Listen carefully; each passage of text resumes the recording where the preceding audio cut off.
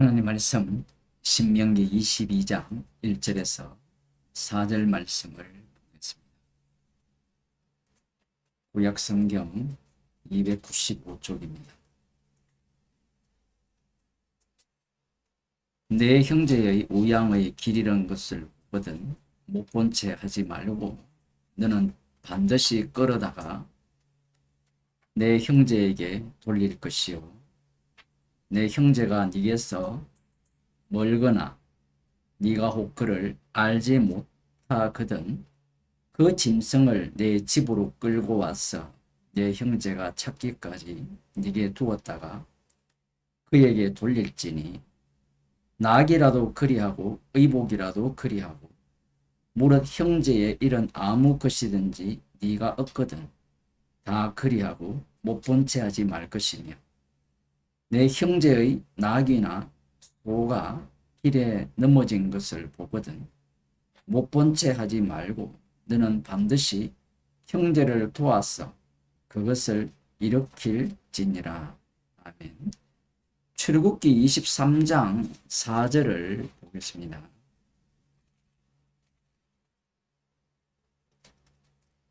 시내산 아래에서는 하나님께서 이렇게 말씀하셨습니다. 출애굽기 23장 4절 네가 만일 내 원수의 길 잃은 소나 나귀를 만나거든 반드시 그 사람에게로 돌리지며 네가 만일 너를 미워하는 자의 나귀가 짐을 싣고 엎드러짐을 보거든 삼가 버려두지 말고 그를 도와 그 짐을 부리울지니라. 출애굽기 23장 4절 5절에서는 형제라고 하지 않고 원수, 너의 원수, 너를 미워하는 자, 원수의 길 잃은 소나 나귀를 네가 미워하는 사람이 아니라 너를 미워하는 자의 나귀가 짐을 싣고 엎드러졌을 경우에, 쓰러졌을 경우에 지나가지 말고 반드시 도와주라 이렇게 말씀을 하셨고요. 이제 약속의 땅을 앞둔 광야 세대들이죠. 그들에게 하시는 말씀은 내 형제의 우양에 기리는 것을 보거든 못 본 채 하지 말라 이렇게 명령을 하십니다. 형제 안에 원수가 포함되어 있고 너를 미워하는 사람도 포함되어 있습니다.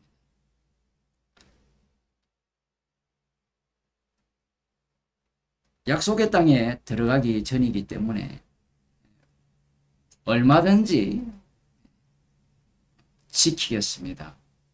충성하겠습니다. 라고 대답을 할 겁니다. 그런데 좀 똑똑한 사람들이 있다면 이 말씀은 지킬 수 없는 말씀임을 금방 눈치챕니다. 광야 40년의 길 출애굽한 이후부터 보게 되면 앞에는 홍해가 가로막혀 있고 뒤에는 바로의 군대가 추격해 올 때 그들을 인도하신 분은 여호와 하나님이시거든요. 예상하지 못했습니다. 그러니 원망할 수밖에 없죠. 그들 앞에 홍해가 가로막히고 바로의 군대가 뒤쪽에서 쫓아올 상황이 만들어질 줄은 예상을 못한 겁니다. 또 하나는 하나님께서 그들을 광야길로 인도하십니다. 불과 구름 기둥으로. 꼭 명심하시기 바랍니다. 오늘날 성도의 삶도 성령께서 인도하세요. 그리스도의 영의 인도함을 받는 자가 성도입니다. 불과 구름 기둥으로 인도를 하셨는데 마실 물이 없는 선물이 있는 곳으로 인도하셨어요. 물 때문에 원망하는 일이 없을 거라 생각도 하지 않았겠지만 그럴 일이 없을 거라 생각을 했을 수도 있어요. 그런데 불과 구름 기둥이 그러한 곳으로 인도하셨어요. 마실 물이 넉넉히 남아있고 문제가 없다면 원망하지 않겠죠. 가나안 땅을 정탐했을 경우도 마찬가지입니다. 예상하지 못했어요. 예상하지 못했다는 것은 여호와 하나님께서 아브라함과 이삭과 야곱에게 하신 맹세를 이루시는 방식을 자신들이 나름대로 망상을 했다라는 거예요. 오늘날 예수 믿는 사람들을 보면 망상을 하죠. 자기가 꿈을 꿉니다. 예수님이 주님이시니까 어떻게 인도하실 것이라. 그런데 진짜 주님의 인도함을 받는 사람들은 원치 않는 곳으로 인도함을 받게 되죠.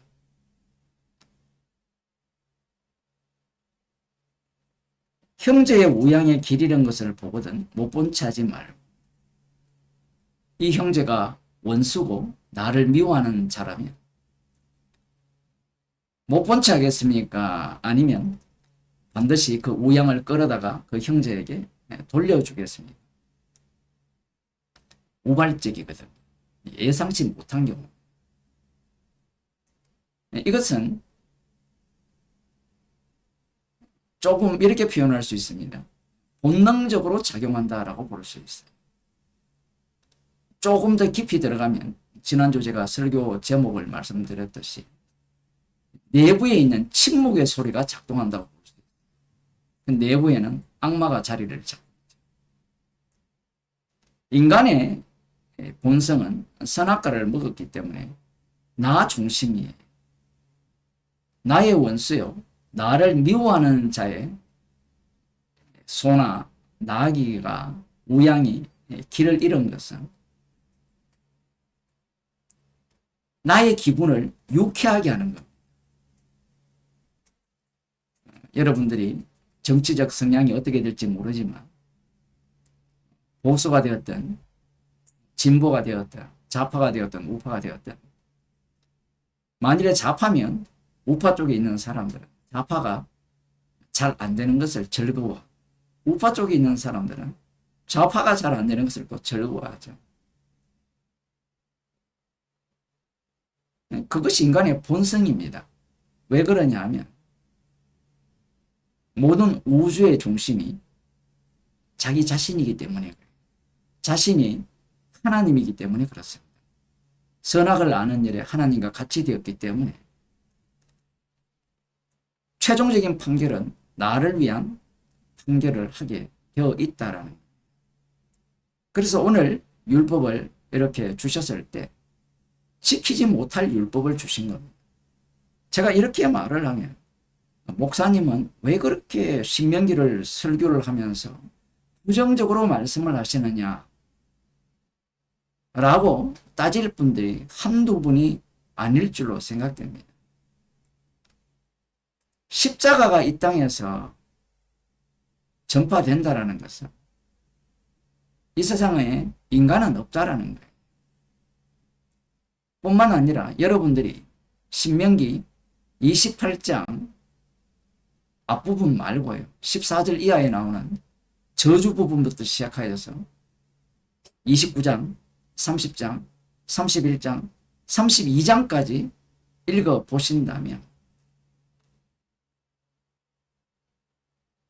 27장까지 신명기 1장부터 27장까지 읽을 필요가 없다라고 생각을 하게 될 겁니다. 100% 그래요. 왜 그러냐면 거기에 어떤 내용이 나오느냐 하면 한 절만 한번 보겠습니다. 신명기 31장 21절인데요.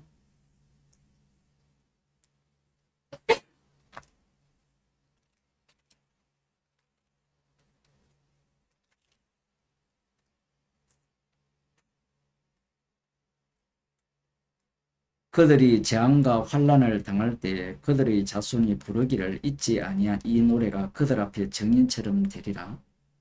나는 맹세한 땅으로 그들을 인도하여 드리기 전 맹세하신 대로 그 맹세한 땅으로 그들을 인도하여 드리기 전 오늘날에 지금 이 말씀을 하시는 지금 그들의 상상하는 바를 안다라는 거예요. 그들의 상상하는 바가 32장에 나오는 노래입니다.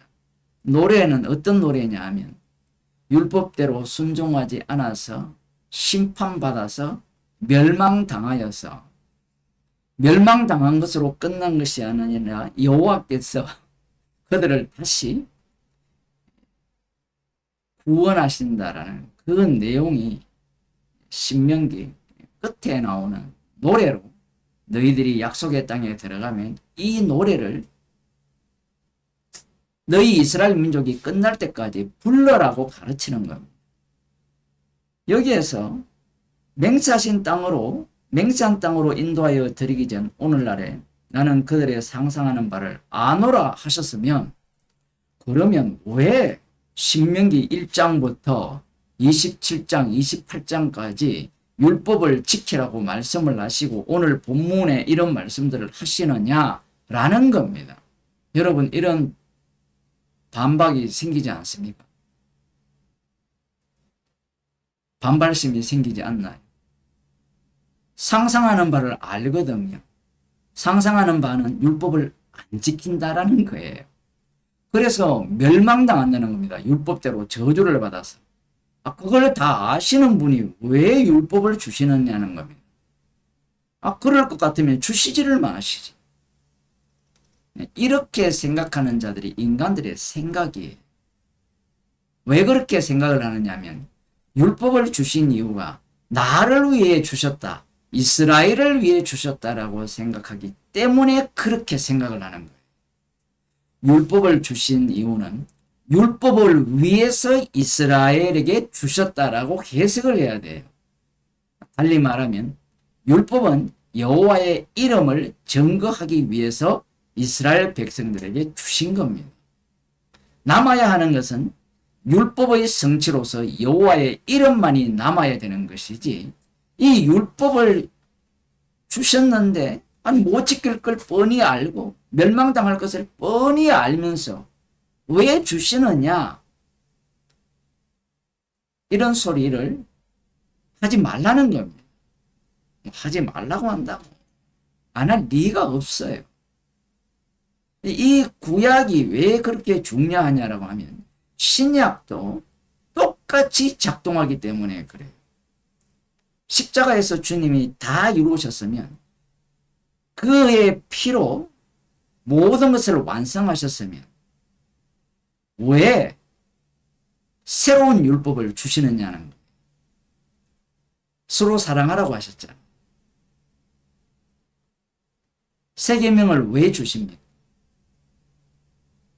십자가에서 다 이루셨는데 서로 사랑하라는 그 내용이 이 신약 성경에서는 서로 용납하라, 화목하라 그러한 율법으로 쏟아집니다. 음식 문제에 대해서도 말씀을 하시고 은사 문제에 대해서도 말씀을 하시고 아니 십자가에서 다 이루었으면 그런 율법 인간들 보기에는 잔소리죠. 그런 잔소리가 왜 필요합니까? 십자가의 피만 믿으면 구원을 얻었는데 이미 구원을 다 얻었는데 창세기부터 계시록까지 이 많은 성경이 왜 필요하냐라는 거예요. 이렇게 질문하는 자들의 문제가 뭐냐 하면 성경을 하나님을 인간 구원론 중심으로 나 중심으로 보기 때문에 그렇게 생각을 하면서 모든 성경을 구원론으로 다 바꿔버립니다. 십자가의 피로 주님이 우리의 죄를 과거의 죄, 현재의 죄, 미래의 죄를 다 용서하셨으니까 그것만 믿으면 구원을 얻습니다. 이런 논리로 다 바꿔버려요. 분명히 요한계시록에서 이 말씀에 것을 더하거나 빼면 생명책에서 지운다라고 말씀하셨음에도 불구하고 그들은 자기 구원을 위해서 과감하게 구원에 필요치 않는 말씀들은 다 삭제해버리죠. 예를 들면 가늠한 자나 술 취하는 자는 하나님 나라를 유업으로 못 받는다. 그 말씀 앞에 죄인이 되고 십자가의 피 흘리심의 현장으로 초대받으면서 예수 그리스도로 말미암아 감사하는 현장이 하늘 우편에 계신 주님이 이 땅에 왕노릇하는 모습이거든요. 그런데 그들은 주님의 왕노릇을 원치 않아요. 자기가 왕이기 때문에 말씀을 정리해서 그것을 믿어버리는 겁니다. 그것을 소유해버리는 거예요.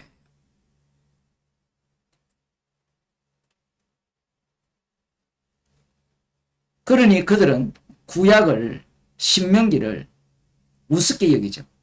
아니면 어떤 사람들은 신명기 말씀을 지켜야 한다라고. 못 지킨다고 나와 있어요. 결론에.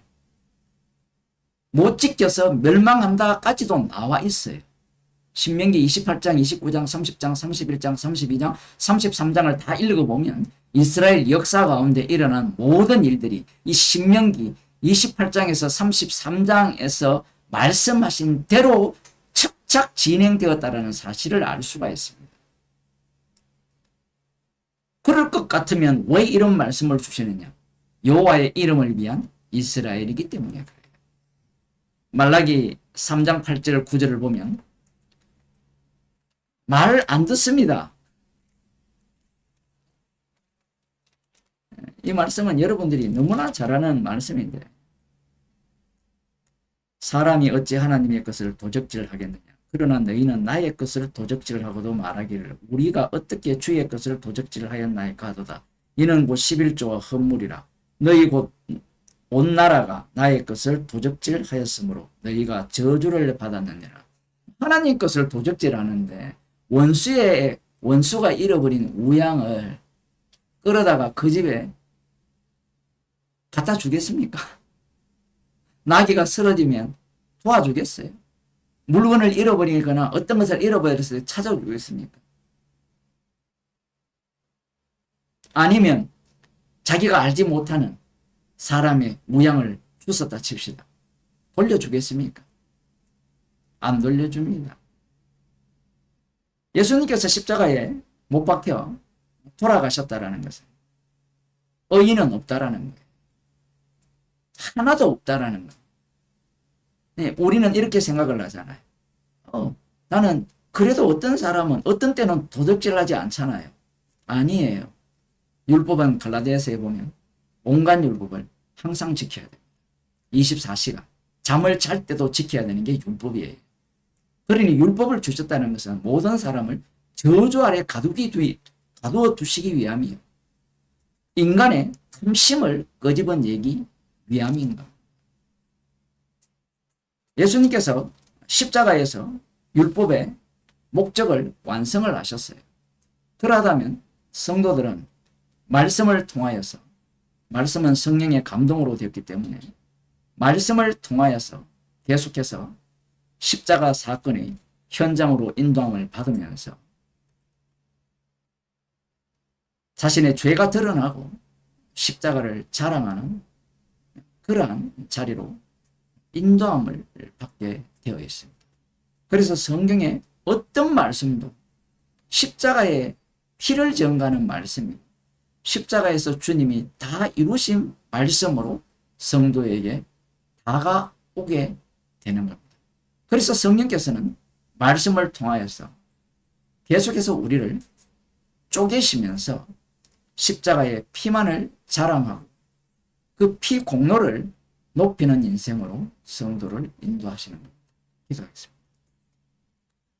하나님 아버지, 말씀을 우리가 판단할 것이 아니라 말씀하신 분이, 말씀이 육신이 되신 분이 이 땅에 오셔서 십자가에서 다 이루신 그 말씀의 세계로 우리들을 친히 이끄시고 인도하셔서 십자가의 피만을 자랑하도록 주님의 은혜 속으로 인도하시기 위해서 주께서 말씀과 우리의 온갖 형편을 허락하심을 감사하는 주의 백성이 되게 하옵소서. 예수님 이름으로 기도드립니다.